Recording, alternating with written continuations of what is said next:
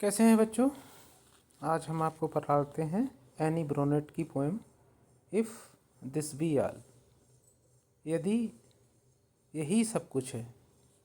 अब इस पोएम का जो थीम है वो ये है कि एक बंदा है, वो गॉड से रिक्वेस्ट करता है कि वो हमेशा उसके ऊपर कृपा दृष्टि बनाए रखें, क्योंकि ज़िंदगी में हर पल दुख दुख और सिर्फ दुख होते हैं। एक इंसान अगर हंस रहा होता है फिर भी वो अंदर ही अंदर बहुत सारे दुखों से घिरा हुआ होता है।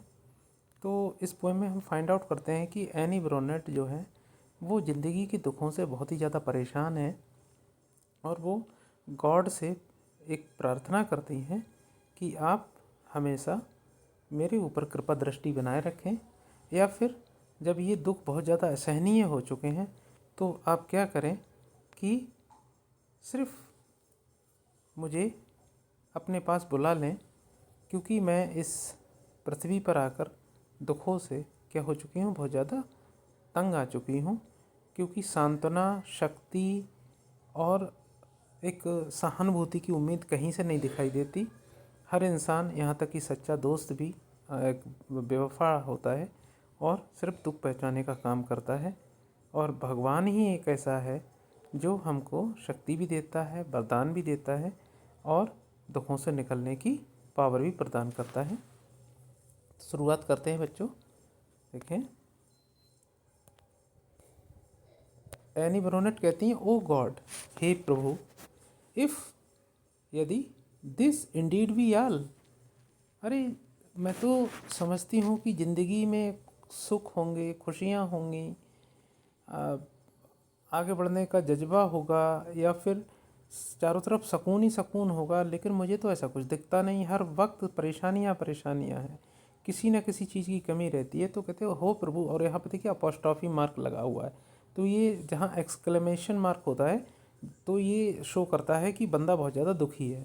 तो कहता है, हे भगवान, क्या यही ज़िंदगी में सब कुछ है, सिर्फ दुख ही दुख, that life can show to me. और ज़िंदगी मुझे यही चीज़ दिखा सकती है। क्या दिखा सकती है? दुख दिखा सकती है। और जब दुख दिखा सकती है तो आप मेरी मदद करो। If on my aching brow, aching मानी होता है तकलीफ़ देता हुआ, एकिंग ब्रो, ब्रो मानी होता है हमारा माथा, वैसे तो भौं होता है। तो मेरा जो माथे पर हमेशा परेशानियाँ की सिलवटें रहती हैं, मे फाल, हमेशा गिर सकती हैं।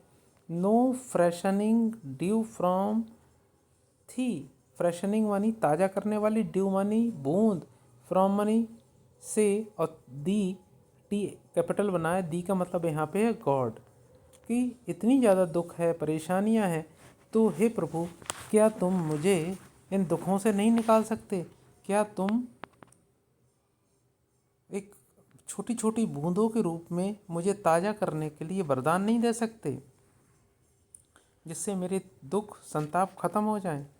If with no brighter light than this, अगर कोई इतनी तेज चमकने वाला प्रकाश इससे भी अधिक ना मिले, द लैम्प ऑफ होप में ग्लो, लैम्प मानी दिया, होप मानी उम्मीद का, में ग्लो जल सके, मतलब चारों तरफ दुख ही दुख है। ऐसा लग रहा है कि रास्ते जो हैं अंधकार से भरे हुए हैं, कोई भी रास्ता नहीं दिख रहा है। तो क्या आप ऐसी शक्ति प्रदान नहीं कर सकते जिससे उस अंधकार से निकलने के लिए एक उम्मीद का छोटा सा दिया जल सके? And I may only dream of bliss, और मैं सिर्फ देख सकूं, केवल, ड्रीम मानी सपना, और ब्लिस मानी आपके द्वारा कृपा का, कि मैं उस दुख, मुसीबत, परेशानियों में एक सपना देख सकूं कि आपकी कृपा मेरे ऊपर बरस रही है। एंड वेक, और जाग सकूं, टू वियरी, वो वियरी मानी थका देने वाला, और वो मानी तकलीफ़ों में। अब फिर दोस्तों के बारे में कहता है, if friendship's solace must decay, solace का मतलब है यहाँ पर सांत्वना, और दोस्त भी मुझे छोड़कर जा चुके हैं और उनकी सांत्वना भी क्या हो चुकी है, ख़त्म हो चुकी है। डी के मानी ख़त्म हो चुकी है, मतलब कोई दोस्त दोस्त है ही नहीं। आपने देखा होगा जूलियस सीजर में ब्रूटस उसका सच्चा दोस्त था, लेकिन ब्रूटस ही वही बंदा था जिसने आखिर में जूलियस सीजर को तलवार मारी थी। इसीलिए वो कहता है Julius Caesar et tu Brute, कि ब्रूटस तुम भी। तो कहने का मतलब है कि जो दोस्त हैं वो भी कोई सांत्वना नहीं दे रहे हैं, वो भी छोड़कर जा चुके हैं। When other joys are gone, और जब अदर मानी दूसरे, जॉयज मानी होती हैं खुशियाँ, आनंद, वो भी क्या हो चुके हैं, जा चुके हैं। And love must keep so far away, और जिसे मैंने प्यार किया वो भी बहुत दूर जा चुका है। मतलब कोई उम्मीद है ही नहीं कहीं से कहीं तक। While I go wondering on, और मैं जबकि, वाइल मानी मैं, आई मानी मैं, गो मानी जाता हूँ, वंडरिंग ऑन चला जा रहा हूँ, चला जा रहा हूँ। मतलब कोई मंजिल है ही नहीं, चला जा रहा हूँ, बस ज़िंदगी जिए जा रहा हूँ। कोई खुशी नहीं, कोई उम्मीद नहीं, कोई सांत्वना नहीं। Wondering and toiling without gain, मैं घूमता जा रहा हूँ, चला जा रहा हूँ। और टॉयलिंग मानी काम करता हूँ, विदाउट मानी बिना किसी के, गेन मानी प्राप्ति के। तो मतलब मैं काम भी कर रहा हूँ लेकिन उसका कोई भी पॉजिटिव रिजल्ट नहीं आ रहा है। The slaves of others will, और मैं आज गुलाम बन चुका हूँ। अदर्स मानी दूसरों की, विल मानी इच्छाओं का। अब मेरी ज़िंदगी जो है दूसरों की इच्छाओं के हिसाब से चल रही है। विद कॉन्स्टेंट केयर, लगातार सावधानी के बावजूद भी, लगातार देखभाल के बावजूद भी। एंड फ्रीक्वेंट पेन, और मैं बहुत ही सावधानी से कदम उठाता हूँ लेकिन फिर भी तुरंत मुझे तकलीफ़ की प्राप्ति होती है। फिर वो कहते हैं, देखिए, डिस्पाइज्ड, मैं जहाँ भी गया वहाँ मेरा तिरस्कार किया गया। लोगों ने मेरी खिल्ली उड़ाई, मेरा अपमान किया। फॉरगॉटन स्टिल, और मुझे क्या कर दिया गया, भुला दिया गया। मतलब चाहे मैंने किसी के साथ कितना भी अच्छा किया, लोगों ने मुझे बहुत ही जल्दी क्या कर दिया, भुला दिया, और मुझे जलील किया, अपमानित किया। ग्राइविंग टू लुक ऑन, ग्राइविंग मानी मुझे दुख है, टू लुक की मुझे देखना पड़ रहा है, ऑन क्या, वाइस मानी बुराइयों को, एंड सिन मानी पापों को। इस जीवन में मुझे सिर्फ बुराइयां और पापों से ही मुलाकात हो रही है। यट पावरलेस, लेकिन फिर भी मेरे अंदर इतनी अब ताकत नहीं बची है, टू कोयल, दबाने की, द साइलेंट करंट, साइलेंट मानी चुपचाप, और करंट मानी धारा, फ्रॉम बिरदिन, जो मेरे अंदर से उठकर आ रही है। अब मेरे अंदर जो ख्याल आ रहे हैं मैं उनको अब दबा नहीं पा रहा हूँ, और मैं बार बार उसी चीज़ को रिप्रेजेंट करता हूँ। द आउटवर्ड टॉरेंट, टॉरेंट मानी होता है धारा का प्रचंड वेग, स्वेल, और जो बाहरी धारा का प्रचंड वेग है वो लगातार गिर रहा है, आ रहा है, उभर रहा है।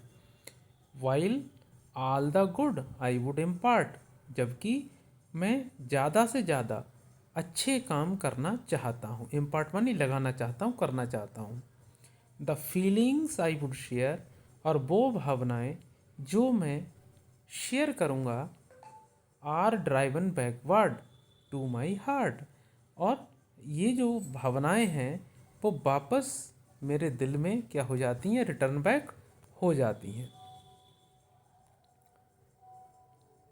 कैसे रिटर्न बैक हो जाती हैं, देखिए, and turned to warm wood there.